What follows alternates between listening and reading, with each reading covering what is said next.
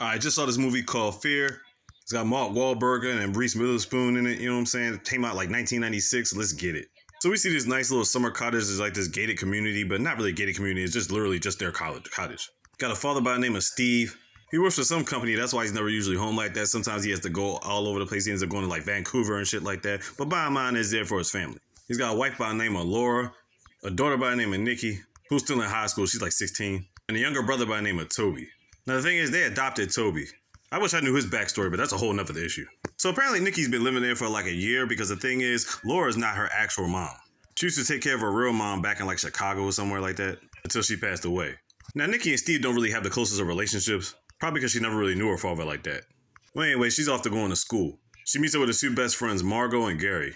But instead of going to class, they end up hooking school or whatever like that. Then they go into this like, some type of bar or something. It's like a bar / coffee shop / billiards spots, you know, play pool or whatever. Anyway, Margot ends up eyeing this dude named Durango, giving him the sexy eyes and shit. And Nikki's doing the same to this dude by the name of David. But they basically went to the spot to get some food. They get a flyer about some concert that's supposed to be happening tomorrow or whatever. Afterwards, Nikki ends up going to Margot's house. They chilling or whatever like that. Now, Margot's trying to go to this party, but Nikki's like, well, she can't really go because her dad's got tickets to for the family to go to some like James Taylor concert or something. Next day, they're supposedly ready to go to this concert, right? But then Dad gets a call from work from this dude by the name of Eddie. Eddie tells him he got to work on this proposal, so he's got to drive to Vancouver, so it's going to take like a whole day, and basically he's going to miss the concert. Afterwards, Nikki's so pissed off, she's mad. She decides to call Margot and says, you know what? I'm coming to that party. They go to this party. It looks like some type of rave party or some shit like that, right? Margot sees Durango, hooks up with him, and then David starts talking to Nikki. They get to talking, so everything's all chilled, and all of a sudden a fight breaks out. Certain people that know about it, they run up to the roof or whatever like that, just so they get out of the way of the commotion. They end up getting to the spot, and Nikki ends up getting to David's car. Then they get to talking. She filmed him a little bit, and all of a sudden she kisses him on that same night. We're just like, okay. Things happen fast back in the 90s. She enjoyed the night, came back home. The only problem is she came back home at like 2 in the morning. Her parents grounded for like 2 weeks, and she's doing chores and whatnot. Noble parents. Next day, Nikki's leaving school with Gary or whatever like that, and all of a sudden, David comes and pulls up, whatever like that. So he takes her, you know what I'm saying, they go ride out. They end up going to Margot's house, and David's crew was like fucking 5 deep and shit. They're going to enjoy each other, chill, whatever like that. And David and Nikki getting closer. They keep kissing each other and everything like that. They feeling each other. And then he says he actually wants to meet her parents. So he drives her back to the house. He meets the dad. Dad is very apprehensive of him, you know what I'm saying? Laura needs help with planting some trees or whatever like that. And David's like, yeah, he'll help, you know what I'm saying? He knows a lot about trees. He knows a lot about like agriculture and whatnot, whatever like that. So Laura feeling it. She's like, all right, cool. Obviously, Steve feeling some type of way, you know what I'm saying?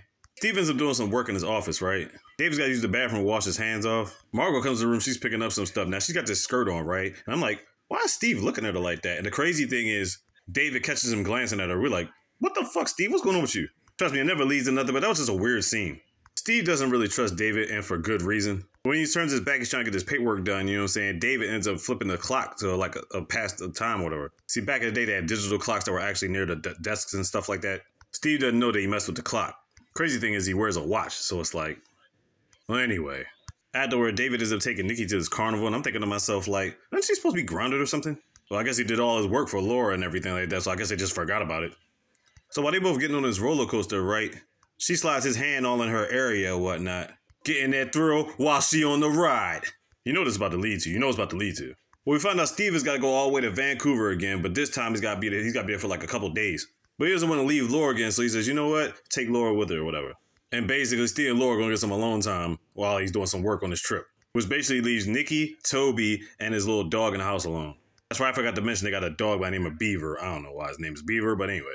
So they supposedly have this tight security system or whatever like that. As I mentioned before, they got a gate. They even got a security guard that sits at the gate that works for Steve. I want you to keep that fresh in your head. So after her parents leave, Nikki immediately calls up David and says, you trying to come over? He said, you got to handle some things, but he'll be over there later on tonight. She's like, all right, bet. She says she sleep. The code is 1432 on the door. So she gave him the access code. He gets to the house, gets to the room, and sees that she's asleep, but she ain't got nothing but a bra and panties on. You already know what time it was. You knew what time it was. But before that, he starts looking in the jewelry box and see this jewelry card says Daddy's Girl on it. He's just like checking around a drawer and dresses and whatnot. Then he wakes up and proceeds to give her the business. Now I'm thinking to myself, we really don't know how old this motherfucker is. We established she's 16, but he doesn't even go to her school. So technically, we don't know what's going on with this shit. So we can assume he's been clapping cheeks for a couple of days, whatever like that. Then he tells her he loves her and shit. So one day he's about to pick her up for school, whatever like that, and he sees her with Gary again, whatever like that. But when he sees her, Gary's giving her a hug or whatever, and then he just gets out the car, just goes ballistic, starts beating the shit out of Gary. I'm like, what the fuck? But in the process of beating up Gary, she tries to pull him off and he accidentally slaps her back. I'm thinking to myself, like, dude, why are you getting jealous of Gary? You know who he is. You've seen him before. She tells him to get away and then he gets in his car and drives off. We found out when she got home, she ended up getting a black eye. We're like, oh shit. Laura comes to the bathroom and sees it. She's like, what's going on? And then she comes up with some excuse like, I got elbowed in my eye when I was in gym playing volleyball or some shit like that. So she put some makeup on it to cover it up so her dad wouldn't see. Now, throughout this entire time, Margot's been getting it popping with Durango, you know what I'm saying? That's going to come back in a minute. I'll tell you about that. Nikki ends up going to see her friend Margot, whatever like that. Then all the boys come through, you know what I'm saying, because she's chilling with Durango. And then David shows up, and obviously she's about to leave, but then David stops her. And he tries to explain himself. He says he knew what he did was wrong, but he seen you hugging somebody, he didn't know what to think. I'm like, this nigga act like he didn't know that was Gary. I'm like, really? Then he comes to some things talking about, I would do anything to protect you and all this other stuff. And then she kind of falls for it. I mean, I ain't gonna front the way he put it out. It was some slick shit to say, but still.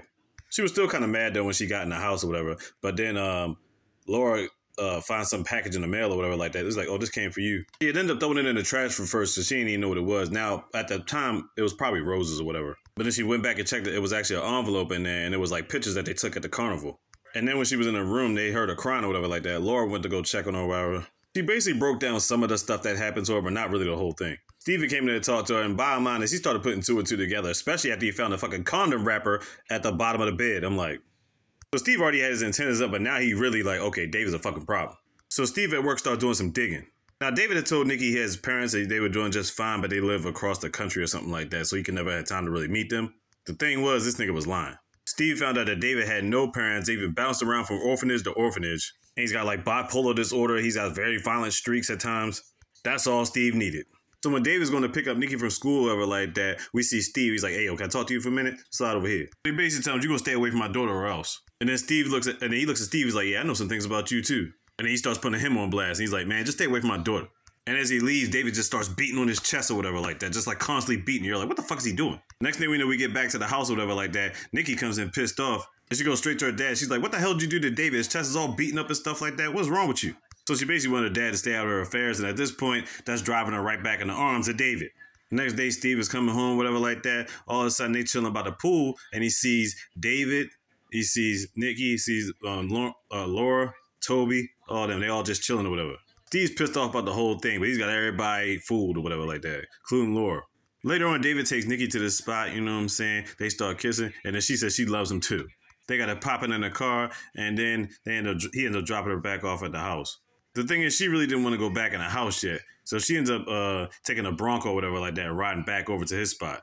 But she's like sneaking around the back or whatever, like she's about to go in there, and she sees Margot getting it popping with Durango. Then David comes out of nowhere and starts berating Margot and shit.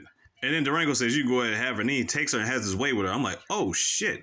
And Nikki saw all that happening. They didn't see her. She ends up leaving and dipping out in the car. So now it's definitely done at this point. Next thing we see Nikki and Gary at school or whatever like that. David comes out of nowhere to see what's up. And Nikki's like, yo, I ain't trying to deal with you. I'm done with you. You know what I'm saying? And David don't know what the fuck going on. He grabs her. Gary gets in the way. He's like, hey, man, she said get off her. And then he ends up getting off her and leaving or whatever like that. And I'm thinking to myself, how could this nigga just be walking around in the fucking school? He don't even go there.